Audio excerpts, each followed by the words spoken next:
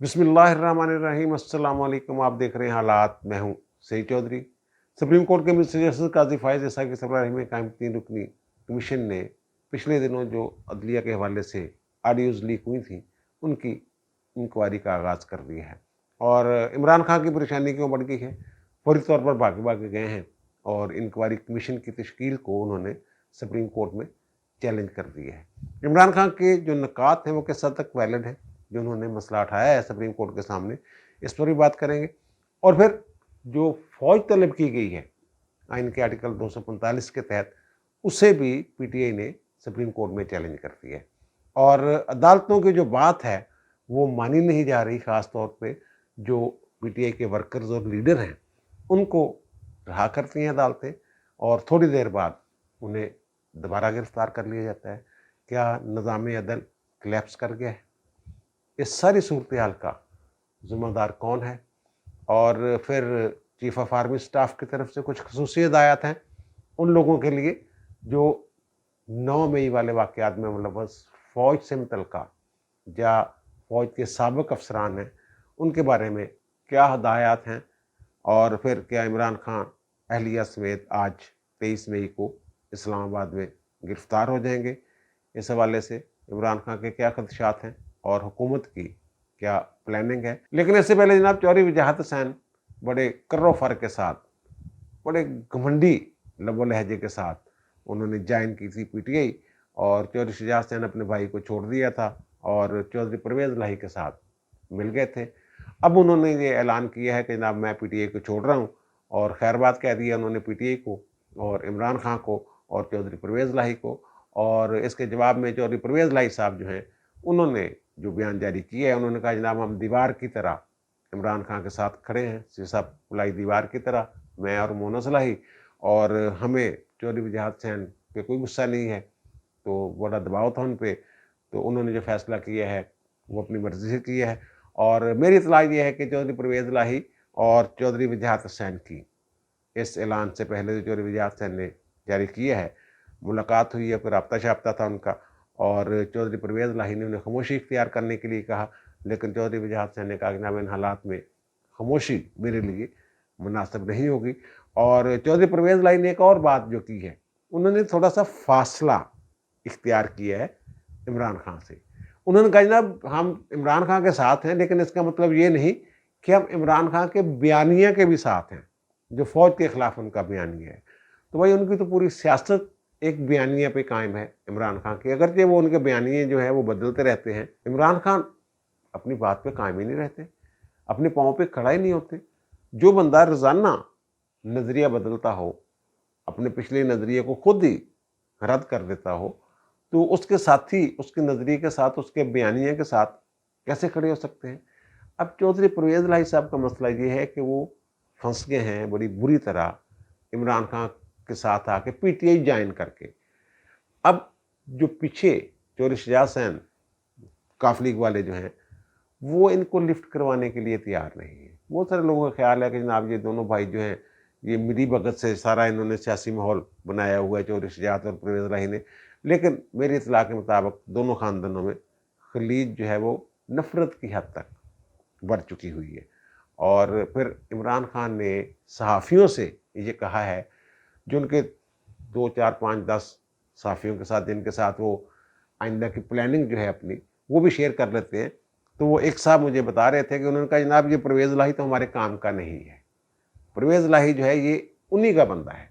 इन्होंने जो हमारा स्टैंड है उसके साथ परवेज़ लाही स्टैंड नहीं कर सकते। तो इन हालात में फिर देख लें आप कि चौधरी परवेज़ लाही और इमरान खान का साथ कितनी देर तक रह सकता है। और फिर दूसरी बात कि इमरान खान की जो गुफ्तगू हुई है अमरीकी खातून सेनेटर से, और ये तरले शरले मार रहे हैं उनके कि जनाब ये देखें पाकिस्तान की फ़ौज बड़ी ताकतवर है, इन्होंने मुझे निकाल दिया और हमारे लिए आवाज़ बुलंद करें, आपकी आवाज़ की बड़ी सही होगी, इस टाइप बातें शातें जो हैं।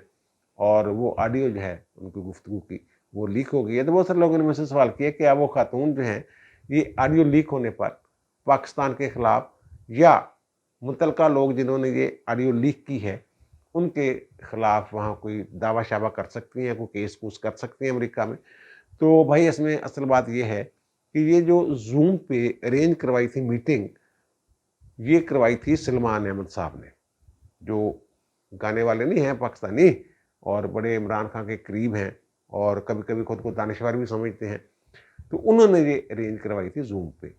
اور یہ جو ان کے گروپوں میں ہے، پی ٹی اے کے مختلف گروپوں میں سلمان احمد صاحب نے ہی شیئر کی تھی وہ گفتگو.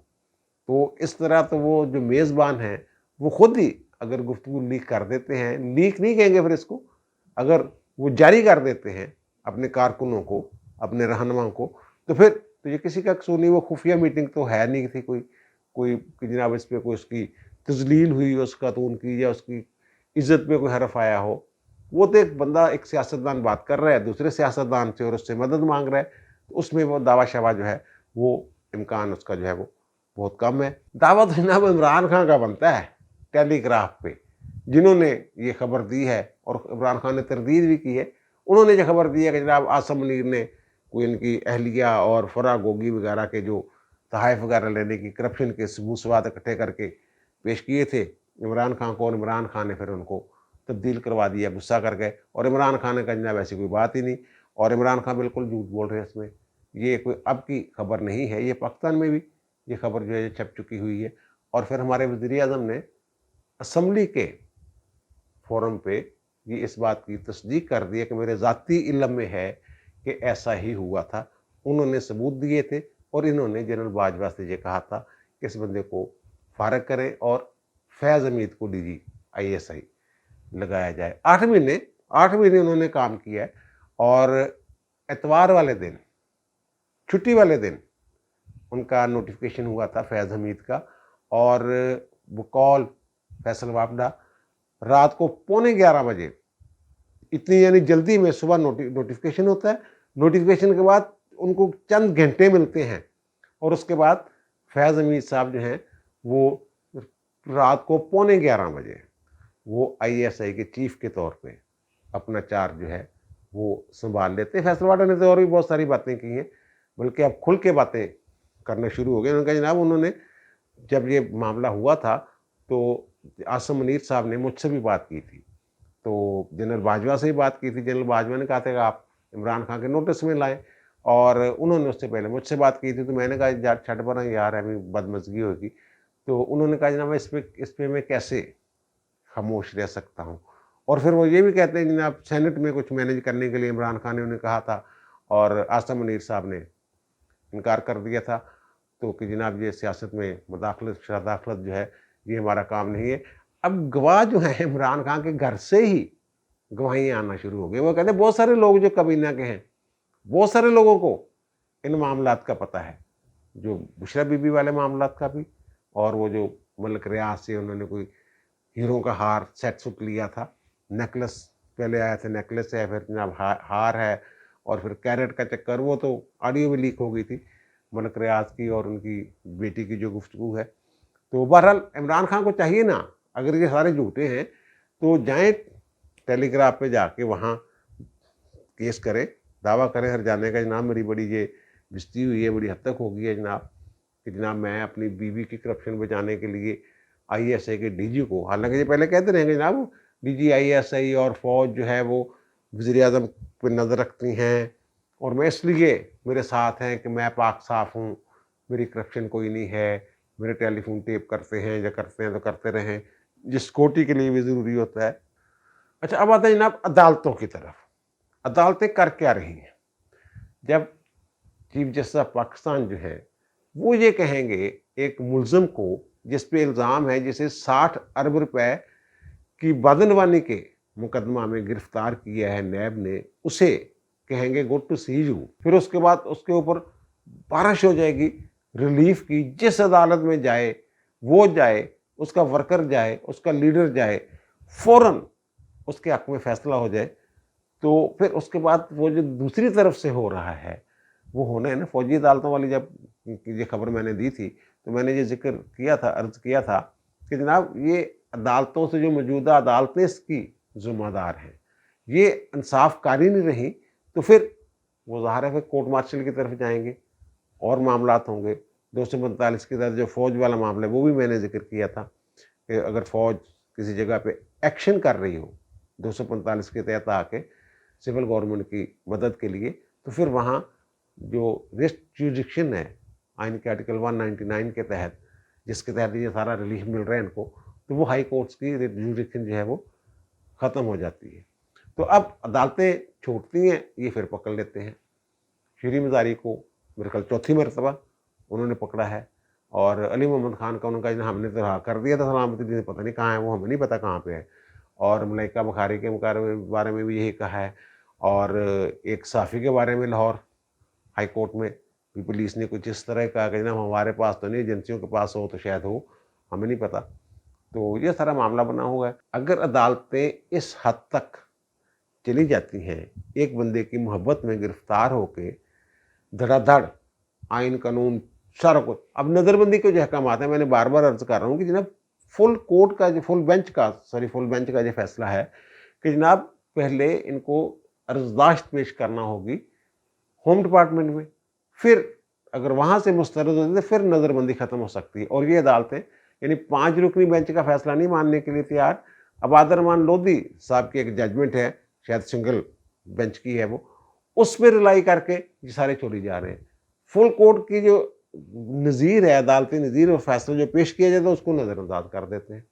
और एक जज साहब जो है उन्होंने जनाब 5-5 हज़ार रुपये इनको कहा कि जनाब आप पर डे के हिसाब से हरजाना भी अदा करें, जो बंदे अंदर है वो हरजाना जो होता है, जो पैसे होते हैं वो जब एक्सटेंशन होती है ना, वो जो नज़र रिव्यू बोर्ड होता है हाई कोर्ट के 3 जजों पर मुश्तमिल, उसके पास जब मामला जाता है एक्सटेंशन का, तब फिर रिव्यू बोर्ड के पास जो इख्तियार है कि वो जनाब कहें कि इनके घर का खर्च लाने के लिए इतनी देर से आपने इसको नज़रबंद किया, तो घर वालों को खर्चा मर्चा लगाएं 20-25 हज़ार। मुझे याद है कि अताउल्लाह शाह बुखारी के साहबजादे अब्दुल मेहमन उनका नाम था, वो गिरफ़्तार हुए थे तो मुशर्रफ दौर में, तो उन्हें जहाँ रिव्यू बोर्ड ने उनका वजीफ़ा लगाया था जनाब हुकूमत जो है इनको महाना इतने पैसे अदा करे। तो ये रेट जुरिडिक्शन में हरजाने अर्जुने वो समझ से बाहर हैं, बहरहाल कर रहे हैं। तो अब ताज़ा तरीन मिसाल ये देखें कि जस्टिस शाहद करीम साहब हैं जनाब, उनके पास शेख रशीद और 2 साबिक MPs की दरख्वास्त लगी हुई थी कि जनाब पंजाब हुकूमत जो 90 दिन पूरे हो गए इसके, और अब ये काम नहीं कर सकती, इसको काम से रोका जाए, और क्योंकि इलेक्शन नहीं हुए, 90 दिन के इलेक्शन करवाने होते उस दिन तक होते हैं ये। और इस पर मैं तफसील के साथ वीलॉग्स कर चुका हूँ कि जनाब ये कोई कदगन नहीं है कि 90 दिन के बाद हुकूमत जो है केयर टेकर गवर्नमेंट जो ख़त्म हो जाती है। बहरहाल उन्होंने एक नुक्ता उठाया, उन्होंने कहा जनाब दोबारा बहाल किया जाए चौधरी परवेज़ इलाही को, और बज़ाहिर इस दरख्वास्त में कोई जान नहीं है। और पहले मिस्टर जस्टिस रज़ा क़ुरैशी साहब इसी नौइयत की दरख्वास्त जो है वो मुस्तरद कर चुके हैं। अब इसमें मज़े वाली बात जो है वो शाहद करीम साहब जो हैं उनकी अदालत में जब ये केस लगा, तो जो असिस्टेंट एडवोकेट जनरल हैं पंजाब हुकूमत के नुमाइंदे, उन्होंने एतराज़ किया और अदालत को बताया कि जनाब ये रज़ा क़ुरैशी साहब तो ये दरख्वास्त मुस्तरद कर चुके हैं इसी नौइयत की, और एक नौइयत की दरख्वास्त दोबारा उसी अदालत में उसी हाई कोर्ट में दायर नहीं हो सकती। तो जज साहब ने कहा आप कौन हैं, हालांकि वो उनकी कोर्ट के लॉ ऑफिसर हैं। तो उन्होंने कहा आप कौन हैं, उन्होंने कहा जनाब मैं पंजाब हुकूमत का नुमाइंदा हूँ। तो उन्होंने कहा जनाब हम पंजाब हुकूमत को नोटिस ही नहीं कर रहे, आपकी बात नहीं हमने सुननी, हम तो आइनी तौर पर देख रहे हैं मामले को। अच्छा, अब जो पिटीशन है वो आप देख लें कि उसमें पंजाब हुकूमत फरीक है। अब आप सोचें कि क्या इसका कोई जवाब बनता है कि दूसरे फरीक की जिसने आगे जाके इस फैसले से मुतासर हो सकता है उसकी बात ही नहीं सुन रहे। वो फरीक है जो पिटीशनर है, उसने फरीक बनाया हुआ है उसको। मोहसिन नकवी भी बाई नेम उसमें फरीक हैं, लेकिन कहें नहीं जनाब केयर टेकर गवर्नमेंट की बात ही नहीं सुननी, आप तो केयर टेकर गवर्नमेंट को डिफेंड करेंगे। भाई डिफेंड करने के लिए बैठे हुए हैं वो, और किस लिए बैठे हुए हैं? वो केयर टेकर गवर्नमेंट के थोड़ा है, वो पंजाब हुकूमत के लॉ ऑफिसर हैं। उन्होंने पंजाब हुकूमत जिसकी भी हो उसको डिफेंड करना है। बहरहाल ये हो रहा है। अब इसका नतीजा क्या है? इसका नतीजा ये निकल रहा है कि वो दूसरी तरफ से भी सख्त किस्म के जो वो कह रहे हैं ना, वो पकड़ते हैं, वो ये छोड़ते हैं, वो पकड़ लेते हैं। अब जो मैं जिक्र कर रहा था कि जनाब फौज के अंदर कोई जो डायरेक्शन, और जो हुकूमत है पंजाब हुकूमत, इसने कुछ डायरेक्शंस जारी की हैं। अब मज़े की बात यह है कि जो सिविलियन पकड़े जा रहे हैं وہ تو سامنے آ جاتے ہیں عدالتوں. ایک دو کیس ایسے ہیں جس میں وہ کہتے ہیں جناب ہمیں نہیں پتا, ہم نے تو پکڑ لیا تھا اور ہم نے چھوڑ دیا تھا آپ کے حکم کو, اس کے بعد ہمیں نہیں پتا کہاں ہے. اور وہ کہاں ہے یہ سب کو پتا ہے کہاں پہ ہے. لیکن جو فوج کے سابقین ہیں, جو سابق فوجی ہیں, افسران بڑے بڑے اور حاضر سربس جن پہ ہاتھ ڈالا ہے 9 مئی کے واقعات کی وجہ سے, ان کے گھر والوں کو ان کا پتہ نہیں چل رہا. جب بھی مجھے ایک صاحب بتا رہے تھے بریگیڈیئر جوید اکرم صاحب کے بارے میں کہ وہ 9 مئی کو وہاں جب کور کمانڈر ہاؤس پہ وہ آگ شاگ لگائی جا رہی تھی, وہاں انہوں نے کو تصویریں اپنی سیلفیاں بنوا رہے تھے, تصویریں, تو وہ پتہ نہیں چل رہا ان کا. پولیس کہہ رہی ہے ہمارے پاس نہیں, اور وہ کچھ بتانے کے لیے تیار نہیں جن کے پاس ہوتا ہے. اور ڈائریکشن یہ ہے فوج کے حوالے سے کہ جناب جو سولین کے ساتھ سلوک ہوگا وہی فوجیوں کے ساتھ ہوگا. یعنی اس وجہ سے اس مرتبہ کوئی رعایت نہیں ہوگی کہ جناب یہ جنرل رہا ہوا ہے, یہ بریگیڈیئر رہا ہوا ہے, یہ کرنل صاحب ہیں, یہ میجر صاحب ہیں. وہ کہتے ہیں اس دفعہ کوئی رعایت نہیں ہوگی, جو ملوث ہوگا اسے پکڑیں گے اور سزا دیں گے. اچھا اب جناب جو جوڈیشل کمیشن والا معاملہ ہے, انہوں نے صاف صاف کہہ دیا ہے جناب کہ یہ کوئی 209 کے تحت ہم کارروائی نہیں کر رہے, ہم کوئی سپریم جوڈیشل کونسل نہیں ہے, ہم ججوں کے خلاف کوئی کارروائی نہیں کر سکتے, نہ ہم نے کوئی کرنی ہے. اور نہ ہی یہ جو لوگ ہیں جن کو ہم نوٹس جاری کر دیں, جن کی آڈیوز وغیرہ ہیں, یہ کوئی ملزم ہیں, یہ تو گواہ ہیں. ہم ان کی بالکل عزت کریں گے, باعزت طریقے سے ان کے ساتھ بات کریں گے, یہ آئیں اور شامل ہوں. اور اگر نہیں آئیں گے تو پھر ہم سمن جاری کریں گے. پھر تو ظاہر ہے جو بھی طریقہ کار ہوگا اس کے تحت انہیں بلوائیں گے. یعنی انہیں تسلی دی ہے نا کہ بھائی یہ نہ سمجھیں کہ ہم جناب مظاہرے لیے کو نقوی کے خلاف اور فلاں کے خلاف جو باتیں ہیں, ظاہر آڈیوز میں جو نام شام ہیں کہ ان کے خلاف کوئی کارروائی کریں گے, وہ تو ریکمینڈ کریں گے. اب بہت سارے لوگ کہہ رہے ہیں جناب یہ تو قابل قبول شہادت ہی نہیں ہے, جو آڈیو ویڈیو جس طرح کی آڈیو ویڈیو سامنے آ رہی ہیں, تو وہ تو سپریم کورٹ جناب فریم کر چکی ہوئی ہے, رہنما اصول دے چکی ہوئی ہے کہ جناب یہ معاملات ہوں گے تو پھر ایسی جو آڈیوز ہوں گی یا ویڈیوز ہوں گی ان کو شہادت کے طور پہ قبول کیا جا سکتا ہے. تو بھائی میرے وہ کب کہہ رہے ہیں, یہ انکوائری ہی اس بات کے لیے ہو رہی ہے کہ وہ جو آڈیوز ہیں ان کو قابل قبول شہادت کیسے بنایا جا سکتا ہے. وہ دیکھیں جناب یہ اس بات پہ تو کوئی انکوائری نہیں ہو رہی, ٹی آر میں شامل ہی نہیں. کیوں نہیں ٹی آر او میں شامل؟ ٹی آر او کا جو آئٹم نمبر 8 ہے, نقطہ نمبر 8, وہ یہ ہے کہ کمیشن یہ بھی دیکھے گا کہ اگر یہ آڈیوز جعلی ہیں, فیک ہیں, تو پھر وہ تعین کرے گا کہ یہ آڈیوز کس نے تیار کی ہیں, اس کا ذمہ دار کون ہے. اور پھر وہ کہتے ہیں ان کے لیے آپ ریکمینڈ کریں گے ایکشن بھی کہ بتائیں جناب ان کے خلاف جعلی یہ آڈیوز وغیرہ بنانے والے, ان کے تعین کر کے ان کے ذمہ داروں کے خلاف کارروائی ایکشن کیا ہونا چاہیے, یہ بھی آپ اس کا تعین کریں گے. تو پھر پیچھے کیا رہ گیا؟ یعنی بڑی مفصل قسم کی انکوائری جو انہوں نے مانگی ہے کمیشن سے. اور خان صاحب جو ہے انہوں نے چیلنج کر دیے. انہوں نے کیوں چیلنج کیا؟ خان صاحب کا تو صرف ایک دو باتیں ہیں جو انہوں نے مسرت جمشید چیمہ کے ساتھ گفتگو کی ہوئی ہے, اس طرح کی ایک دو آڈیوز ہیں ان کی, تو اس میں انہوں نے کہہ رہے ہیں تو اعظم سواتی کا کہا تھا. تو یہ کس بات پہ پریشان ہے؟ تو پریشانی کی بات یہ ہے کہ مسرت جمشید چیمہ صاحب جو ہیں وہ ہیں ان کی کسٹڈی میں گرفتار ہیں. تو میں بھی انہوں نے وہ بتا دیا ہو کہ کوڈ نیم یہ کس کا کوڈ نیم ہے, اعظم, اور پھر اس لیے ان کو پریشانی لگی ہوئی ہے. اور یہ خان صاحب یہ کہہ رہے ہیں جناب کہ اس کی جو ہے نا اجازت کے بغیر, چیف جسٹس کی اجازت کے بغیر کسی جج کی نامزدگی نہیں ہو سکتی. تو بھائی میرے کہاں لکھا ہوا ہے یہ جو تشکیل دینے کا قانون ہے انکوائری کمیشن, اس کا سیکشن 3 دیکھ لیں, کہاں لکھا ہوا ہے حکومت کسی کو بھی مقرر کر سکتی ہے. اور جو تینوں ججز ہیں, قاضی فائز عیسیٰ صاحب اسلام آباد ہائی کورٹ کے چیف جسٹس عامر فاروق صاحب, اور نعیم اختر خان صاحب جو بلوچستان ہائی کورٹ کے چیف جسٹس ہیں, تینوں نے وہ قبول کر لی ہے انکوائری جو ہے. یا تو وہ انکار کر دیتے, انہوں نے تینوں نے قبول کر لیا ٹھیک ہے جناب ہم انکوائری کر دیتے ہیں. اچھا عمران صاحب آپ کہہ رہے ہیں کہ میں اور میری اہلیہ بشریٰ بیگم جو ہے نا یہ نیب میں پیش ہونے جا رہے ہیں آج 23 مئی کو, اور ہو سکتا ہے مجھے گرفتار کر لیا جائے۔ پہلی بات تو یہ ہے کہ القادر ٹرسٹ میں انہوں نے پیش ہونا ہے، لیکن اس سے پہلے انہوں نے عدالتوں میں جا کے کوئی تصحیح وغیرہ لینی ہے، اور یہ عمران خان صاحب میرے خیال اکیلے گرفتار نہیں ہوں گے۔ پلان یہ ہے کہ بشریٰ بیگم بھی ساتھ ہی گرفتار ہوں گی، اور اگر وہ بیل شیل لے کے گئیں، ایکسٹینشن لے کے گئیں، تو پھر میں بھی ان کے ساتھ خاتون ہونے کی وجہ سے کچھ رعایت ہو جائے، اور عمران خان اگر عدالتوں نے تھوڑی سی گنجائش نکل آئی تو عمران خان صاحب جو ہیں یہ لاہور واپس نہیں آئیں گے۔ پلان ان کا یہی ہے، جو اپنے بڑے بڑے افسروں کو نہیں چھوڑ رہے ہیں، اور پھر عدالتی احکامات میں نے پہلے ذکر کر دی ہے کہ کیسے ان کو کہہ رہے ہیں، وہ عملداری جو ہے قانون کی، عدالتوں کی، اس کو کیسے غیر مؤثر بنا رہے ہیں۔ یہ آپ کے سامنے اسی طرح عمران خان کے ساتھ ہونا ہے، کوئی معافی نہیں عمران خان کے لیے۔